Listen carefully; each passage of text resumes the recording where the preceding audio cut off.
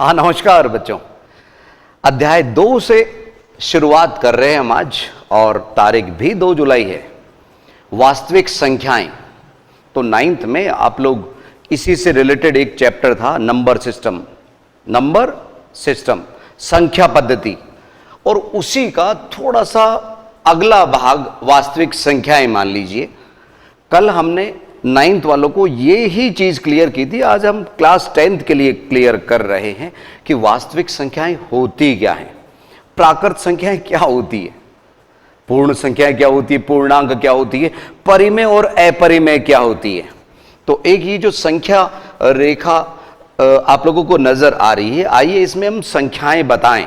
Actual में जब भी हम संख्या रेखा बनाते हैं ना बच्चों, तो एक जगह शून्य ले लेते हैं और इसके राइट साइड में हम पॉजिटिव नंबर यानी धनात्मक अंक समान दूरी पर 1 2 3 4 लेते चलते हैं, और जीरो के लेफ्ट साइड में बाईं तरफ नेगेटिव ऋणात्मक संख्याएं लेते चलते हैं, -1 -2 -3। अगर हमारे को 1/7 या 5/7 दर्शाना है तो हम 0 और 1 के 7 अलग अलग भाग कर लेते हैं। अगर 1/8 दर्शाना है तो 8 भाग दर्शा दीजिए 0 और 1 के बीच। तो पहला भाग 1/8, 2/8, 3/8, 4/8, वो बाद में देखेंगे कौन सी संख्या कट रही है। ठीक है, तो हम अभी फिलहाल इस सप्ताह हम आप लोगों को समझा दें।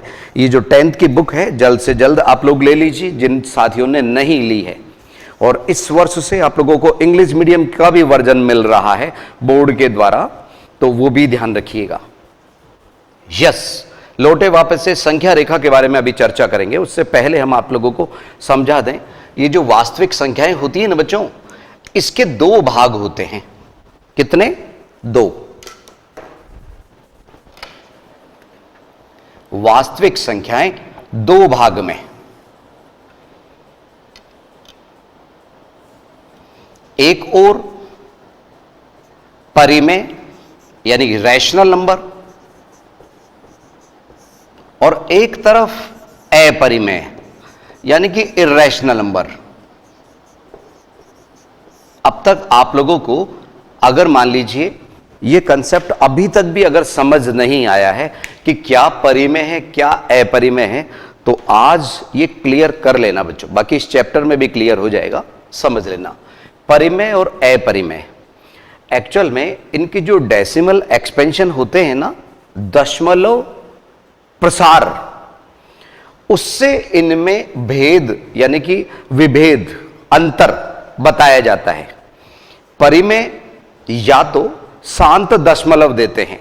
अब ये शांत दशमलव क्या होता है, वैसे तो 9th में पढ़ लिया था लेकिन आप लोग भूल गए होंगे, हो सकता है कि इसमें या तो शांत दशमलव होता है और या फिर अशांत होने पर आवर्ती, अशांत आवर्ती। यह आवर्ती में क्या होता है, रिपीटिंग डेसिमल।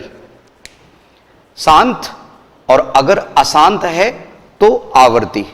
जहां तक इधर की बात है, ये अगर अशांत होता है, कौन, ध्यान रखना बच्चों, ये अशांत, एक तो होता है शांत, लेकिन ये अशांत शब्द है, और यहां पे अशांत ही यहां है, और यहां पे इसके साथ में अनावर्ती भी होता है। ये अनावर्ती बच्चों यहां पे आएगा शायद ये। यस, अभी देख लेंगे शब्द आप, तो शांत अशांत आवर्ती और इधर अशांत अनावर्ती। अब इसको थोड़ा सा डिटेल में समझते हैं कि कौन से शांत होते हैं कौन से अशांत होते हैं। ध्यान रखना, इधर ये अपरिमेय के लिए एक शब्द लिखा है हमने। यस, देखिएगा जरा, परिमेय 2 भाग परिमेय में चले गए, शांत अशांत आवर्ती। अगर अशांत है तो वो रिपीट होंगे। इसके लिए हमने ये देखिए, एक 0 परिमेय है या अपरिमेय है, परिमेय। पहले मैं इधर की तरफ आपको परिमेय के बारे में समझा रहा हूं। 0 और इधर हम 1 के भाग कर रहे हैं, 1/2, 1/3, 1/4, 1/5 आदि आदि। 1 के हमने 2 भाग किए तो डेसिमल में, दशमलव में इसका मान आया 0.5, और जबकि 1/3 का जो मान है 0.3333333 आदि आदि। तो ये आपने देखा है, डॉट डॉट लगाना पड़ा और आप लोग देख रहे हैं ये 3 रिपीट हो रहा है। इसी को कहते हैं कि ये डॉट डॉट लगाने का मतलब अशांत, डॉट डॉट नहीं लगाने का मतलब ये शांत दशमलव है, खत्म हो चुका मामला। अगर मैं यहां लूंगा ना बच्चों 0.25, 0.25 दो अंकों के बाद में ये शांत दशमलव दे रहा है। इसके बाद में किसी भी कैलकुलेटर में अगर 1 को 4 से विभाजित करेंगे तो 0.25 दिखाई देगा। इसका मतलब ये शांत दशमलव है। और यहां पे 0.2 अगर आप इधर कुछ लगाएंगे तो वो शून्य लगा सकते हैं जितने जरूरत हो, लेकिन ये शांत दशमलव है, ये शांत और ये शांत, ये अशांत है। अब अशांत में दो पार्ट हो गए, या तो वो आवर्ती या फिर वो अनावर्ती, टर्मिनेटिंग और नॉन टर्मिनेटिंग। एक मिनट सुनो सुनो सुनो सुनो, ये जो शांत है ना, शांत, ये मतलब टर्मिनेटिंग डेसिमल, टर्मिनेट हो गया ये। वैसे हम आपको बता दें कि जो 2 और 5 जिस भी भिन्न में P/Q वाली जो फॉर्म होती है भिन्न की, उसमें Q अगर 2 की घात m 5 की घात n होता है, ये आएगा बच्चों। 2.4 जो एक्सरसाइज है उसमें यही चीज आएगी। अभी हम केवल हल्का फुल्का समझा रहे हैं। यस, 2 की घात 5 और 2 की घात m और 5 की घात n, यानी 2 और 5 अगर दोनों यूज आ रहे हैं, इसके अलावा कुछ भी नहीं आ रहा है, वो शांत दशमलव देते हैं। और एक बात और है, अगर उनकी घातों पे आप चले जाएं, जैसे यहां पे 2 की घात कितनी है 2, अरे 4 के गुणनखंड हो गए ना, 2 गुणा 2, तो यहां 2 की घात 2 है। इसका मतलब दशमलव के बाद में 2 अंकों के बाद में वो शांत हो जाएगा बेचारा। जैसे अगर मैं 1/32 ले लूं तो ये हुआ 1/2 की घात 5। तो अगर आप इसका दशमलव मान लेंगे ना बच्चों, तो पॉइंट के बाद में 5 अंक आप लोगों को दिखाई देंगे। कितने? 5। खैर मुझे तो याद है, मैं लिख देता हूं 0.03125 ये दिखाई देंगे आप लोगों को। वास्तव में ये 5 की घात 5 पैदा होती है बच्चों यहां पे। तो 0.03125 अगर 1/16 ले लूंगा ना मैं, तो 0.0625 दिखाई देंगे। तो कहने का मतलब हम चाहते क्या हैं, ये बताना चाहते हैं कि ये 16 2 की घात 4 है, 2 की घात 4 है। तो 2 की घात 4 होने की वजह से पॉइंट के बाद में 4 अंक के बाद में वो टर्मिनेट हो जाएगा। ध्यान रखना 0.0625, बात खत्म। इधर 1/32, 1/2 की घात 5, 0.03125। ऐसा अगर 1/8 लूंगा ना बच्चों तो 0.125 ही दिखाई देगा। और ठीक इसी तरह से अगर मान लो मैंने 1/125 ले लिया, ये भाग देना बच्चों आप लोग, मैं तो आपको डायरेक्ट बता रहा हूं, 1/125 लिया तो 0.008 यहां दिखाई देंगे। यानी 8 के केस में यहां आपको ये दिखाई दिया, इस मामले में 8 मदद कर रहा है, क्योंकि ये 2 की घात और 5 की घात आपस में एक दूसरे की मदद करते हैं। ठीक है ना बच्चों, तो ये ध्यान रखिए, हल्का फुल्का ये नोट कर लीजिए, क्योंकि आज हम शांत और अशांत आवर्ती क्या होते हैं और अशांत अनावर्ती क्या होते हैं उसके बारे में चर्चा करेंगे। परिमेय में वो तमाम संख्याएं, अभी मैं संख्या रेखा पे लेके चलूंगा बच्चों। परिमेय या तो शांत दशमलव देता है, ये रहा शांत दशमलव, ये शांत दशमलव का मामला हुआ। ये भी शांत दशमलव दे रहा है, यानी टर्मिनेटिंग डेसिमल दे रहा है, और ये भी टर्मिनेटिंग डेसिमल दे रहा है। लेकिन ये जो हमने छोड़ दिया, ये अशांत आवर्ती वाली श्रेणी में आता है। किसमें? अशांत आवर्ती में। ध्यान रखिएगा,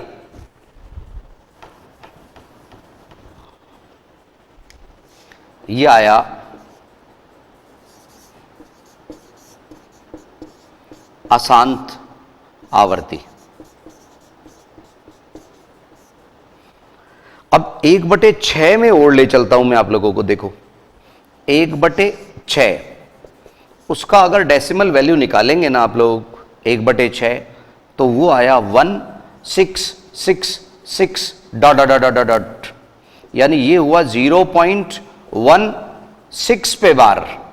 इधर अगर हम बार वाली फॉर्म में लिखेंगे तो हम लिखेंगे 0.3 पे बार। कहने का मतलब अगर हम थोड़ा सा इसको रोचक अंदाज में देखें तो अगर कोई अंक बार बार आ रहा है तो उसमें एक बार बार लगा के छोड़ दीजिए, बार बार पे बार लगाने की जरूरत नहीं है ना, ये ध्यान रखिए। बार बार में लिखने की जरूरत नहीं है, एक बार अगर बार लगा दिया। इसमें ध्यान रखिए अगर 6 का अंक रिपीट हो रहा है तो हम यहां पे 6 पे बार लगा देंगे। इसमें बच्चों ये 999, 999, 9999 अंक बहुत काम के होते हैं बार लगाने के मामले में।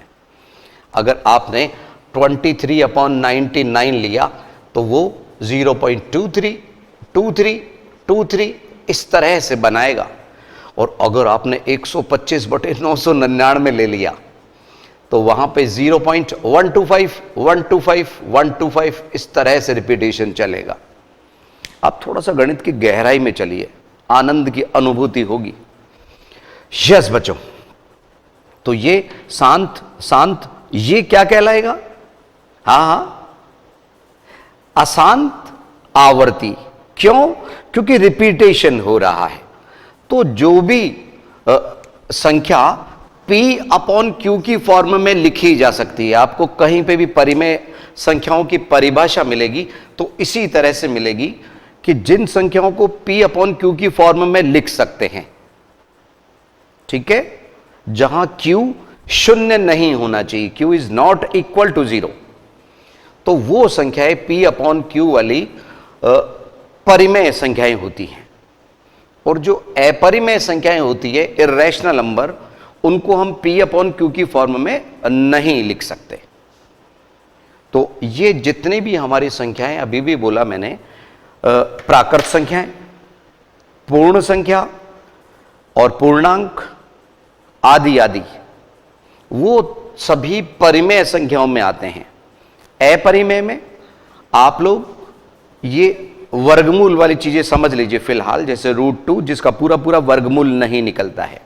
अगर आप किसी भी कैलकुलेटर पे √2 यानी कि वर्गमूल 2 का मान निकालें तो जितनी बड़ी उसकी स्क्रीन होगी उस पे वो वैल्यू छपी हुई आएगी। अगर आप थोड़ा सा बड़ी स्क्रीन ले लें, अगर मान लो 30 अंक आ रहे हैं तो भी वहां रिपीटेशन नहीं होगा, रिपीट नहीं होंगे बच्चों, नहीं। यहां तक कि मैं यहां से जैसलमेर तक के अंक निकाल लूं ना बच्चों, तब भी नहीं होगा। और इंग्लैंड तक, जहां पे आज बांग्लादेश से मैच होने वाला है, वहां तक भी अगर हम संख्याओं पे पहुंचे बच्चों, रिपीट नहीं होगा। कौन? अपरिमेय संख्या, इर्रेशनल नंबर, ठीक है ना। तो ये ध्यान रखिएगा, परिमेय और अपरिमेय की हम बात कर रहे हैं। हम बात कर रहे थे परिमेय संख्याओं की, तो हम इस संख्या रेखा पे चल रहे हैं। इस पे ये 1 है और इसको छोड़ते हुए हम ये 2 है, इसको छोड़ते हुए 3 ले रहे हैं, इसको छोड़ते हुए ये 4 और इसी तरह से 5, 6 आदि आदि। तो हम देख रहे हैं कि ये जो संख्याएं आप लोगों को दिख रही है, अक्सर हम नंबर इन्हीं को काउंट करते हैं। जैसे अगर हमारे को आपकी क्लास में बच्चों की संख्या ज्ञात करनी है तो मैं यहां से चालू करूंगा 1, 2, 3, 4 वगैरह वगैरह, ठीक है। तो ये काउंटिंग वाले जो मामला है वो ये है। लेकिन इसी में अगर मान लीजिए क्लास में कोई स्टूडेंट ही नहीं है तो हमारे को ये जो संख्या है ना बच्चों 1 से अनंत तक, ये कहलाती है प्राकृत संख्या, नेचुरल नंबर, प्राकृत संख्याएं। और इनका जो सिंबल होता है ना बच्चों प्रकट करने वाला, वो होता है n, नेचुरल नंबर से जो लिया गया है। ठीक इसी तरह से अगर हम इस शून्य को भी शामिल कर लें, कल हमने इन संख्याओं को एक बैग में डाला था बच्चों, कैसे 1, 2, 3, 4 आदि आदि, एक इस तरह का बैग लिया था चमत्कारिक जिसमें कितनी भी संख्याएं डाल सकते हैं। तो वो थी प्राकृत संख्याएं। फिर हमने उसमें शून्य और गिरा दिया तो वो हो गई पूर्ण संख्याएं। केवल एक शून्य गिराने से पूर्ण संख्याएं,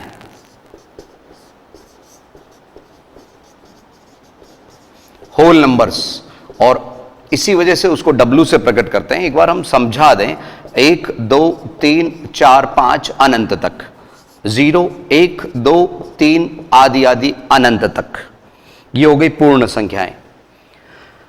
अब हमने पूछ लिया यहां पे कि और कोई संख्याएं बाकी हैं कि, तो आवाजें तो बहुत सारी आ रही थी, तो हमने इधर नजर डाला तो मालूम चला ये नेगेटिव अंक भी है, ऋणात्मक संख्याएं, -1 -2 -3 -4 आदि आदि, इनको भी हमने उस बैग में गिरा लिया। ठीक है, तो नेगेटिव वाले ध्यान रखना बच्चों, ये एरो जो लगा हुआ है ना, ये इसका मतलब अनंत तक, अनंत तक ये संख्याएं कभी खत्म नहीं होती। तो ये पूर्णांक यानी इंटीजर्स, पूर्णांक, पूर्णांक को z से प्रकट करते हैं बच्चों।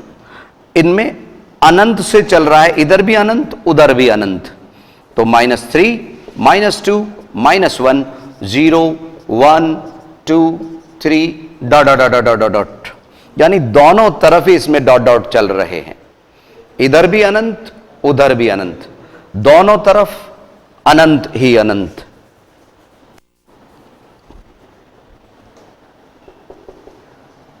इस तरह से तो ये पूर्णांक, ध्यान रखना बच्चों, ये सभी संख्याएं परिमेय में आती हैं। अब हमने अभी और पूछ लिया कि चलो नेगेटिव को भी हमने मान लिया, इस बैग में आ गई, पॉजिटिव को भी मान लिया, अब शून्य भी उसमें आ चुका, अभी भी कोई संख्या है क्या, तो आवाज आई हां, ये बीच बीच में जो है ना बच्चों, यहां पे जैसे इसका ये 0 और 1 के बिल्कुल बीचों बीच ये 1/2 है, इसके ठीक बीच में 3/2 है, इसके ठीक बीच में 5/2, जिसको हम 2.5 कह सकते हैं, इसको 1.5 बोल सकते हैं, 1.5। वो संख्याएं जो भिन्न में दिख रही हैं हमारे होने को, तो ये 3 भी 3/1 लिखा जा सकता है। तो ये जो दिख रही है P/Q वाली, ये भी हमने उसमें बैग में गिरा लिया, P/Q में। तो अभी ये जो तमाम संख्याएं जो बैग में आ गई वो परिमेय हो गई, परिमेय संख्याएं। क्या हो गई? परिमेय संख्याएं सब, चाहे वो -3 हो, चाहे वो 0 हो, चाहे वो 4 हो, चाहे वो 1/2 या माइनस का 5/7 हो, वो सभी परिमेय हो गई।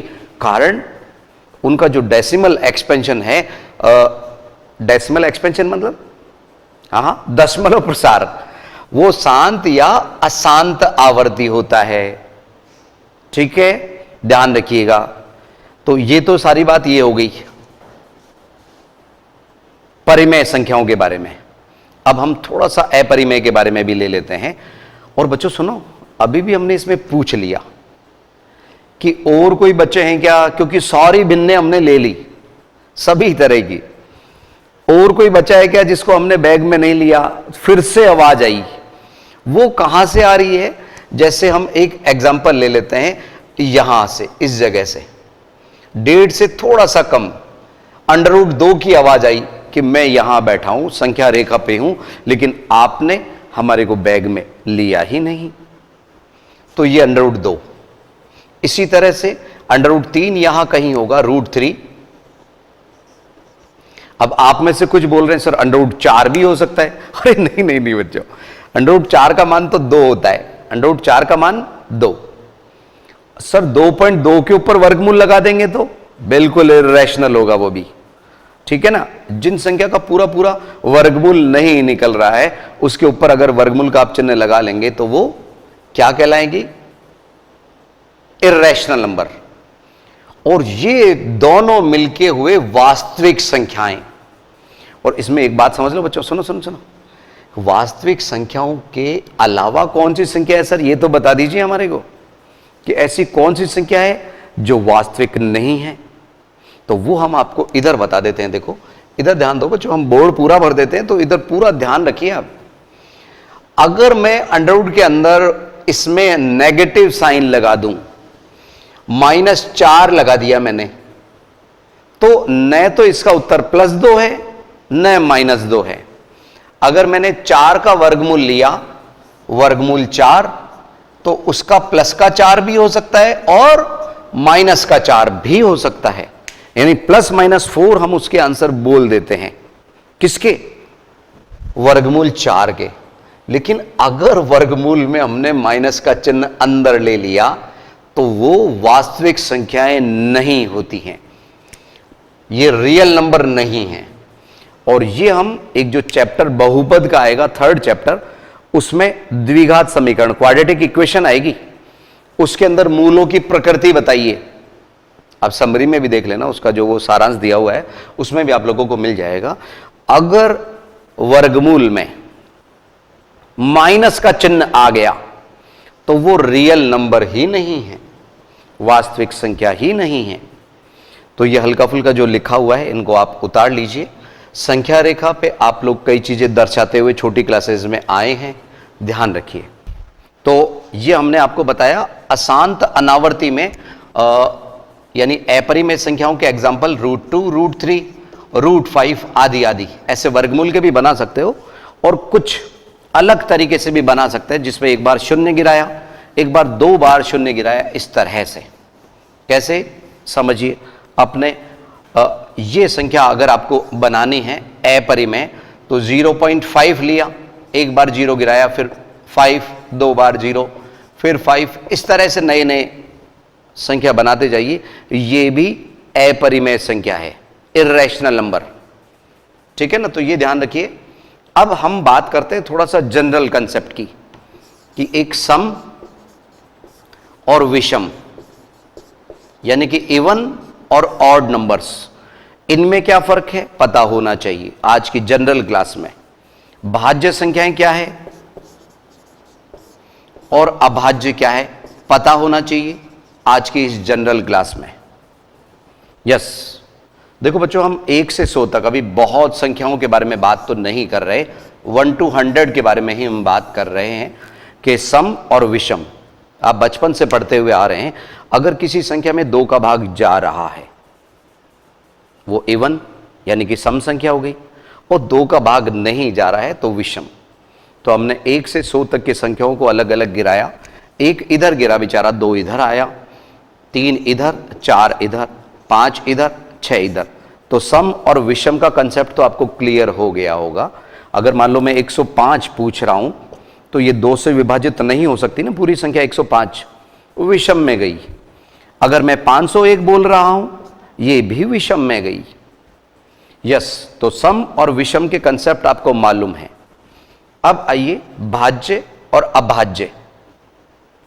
इसमें ध्यान रखना, बेचारे 1 को न तो भाज्य माना गया है और न अभाज्य माना गया है, दोनों में ही इसको काउंट नहीं करते 1 को। और आप जब जब भी वक्त मिले ना बच्चों, 1 से लेके 100 तक के अभाज्य संख्या लिखा करो। इसमें पता है फायदा क्या रहता है कि हम 1 से 100 तक की सभी संख्याओं के दरवाजा खटखटाते हैं। जैसे 91 अभाज्य हो, अभाज्य, अंदर से आवाज आई कि नहीं मेरे में तो 17 का भाग, इसका 7 का भाग जा रहा है 13 बार, 13 सत्ते 91, तो वो हम भाज्य में लेंगे, अभाज्य में नहीं। यानी प्राइम नंबर, कॉम्पोजिट नंबर। तो यहां पे अभाज्य संख्या हम तेजी से लिख लेते हैं, 2, 3, 4। अरे नहीं ना बच्चों, 4 को कैसे गिरा रहे हो आप, ध्यान रखिए। 5, 7, 9 नहीं आएगा। ये जो 2 है एक अकेली ऐसी सम संख्या है बेचारी जो कि अभाज्य है। ध्यान रखना, मैं ये एग्जांपल अभाज्य के ले रहा हूं। किसके ले रहा हूं? अभाज्य के। 1 से लेके 10 तक हम पहुंच गए। 11, 13, 15 नहीं, 15 में तो भाग जा रहा है 3 का 5 बार, 17 और 19। ठीक इसी तरह से 21 नहीं आएगा, 23 आएगा, बिल्कुल प्राइम नंबर है। 23 के बाद में 25, 5 से 5 बार विभाजित हो रहा है। 27 भी नहीं आएगा और 29, 29। तो इस तरह से विषम और सम, ये कंसेप्ट हमने इधर क्लियर किया, और भाज्य और अभाज्य इधर क्लियर कि इनमें कई आप भाज्य संख्याएं भी गिरा देंगे पहले राउंड में। 1 से 100 तक अगर आप प्राइम नंबर लिखेंगे, अभाज्य संख्याएं लिखेंगे, तो 25 आती हैं वो। यहां तक हुआ, फिर 31, 33 नहीं आएगा, 35 नहीं आएगा, 37 आएगा, और उसके बाद 41 prime number, 43 prime number, 47 prime number. 45 तो डिविजिबल है किस किस से? 3 से, 9 से, 5 से, 15 से, कौन? 45, और ऐसे ही 49, फिर 51 कई बच्चे लिख देते हैं, 17 थी 51, ध्यान रखिए वो भाजकता के नियम आप लोगों को क्लियर होने चाहिए, ठीक है? तो आप कहां तक? 100 तक के अभाज्य लिखिए, क्योंकि इसी एक्सरसाइज में कई जगह पे अभाज्य गुणनखंड करने होंगे, हमारे को एलसीएम और एचसीएफ निकालना होगा, ठीक है ना बच्चों? तो हम उम्मीद करते हैं आप लोग ये इस तरह की चीज, बिल्कुल छोटी छोटी जो चीजें हम शुरुआती दौर में ले रहे हैं, उनको अच्छी तरह से क्लियर करके रहेंगे। तो अगली क्लास में कुछ नया लेके हम फिर हाजिर होंगे। नमस्कार।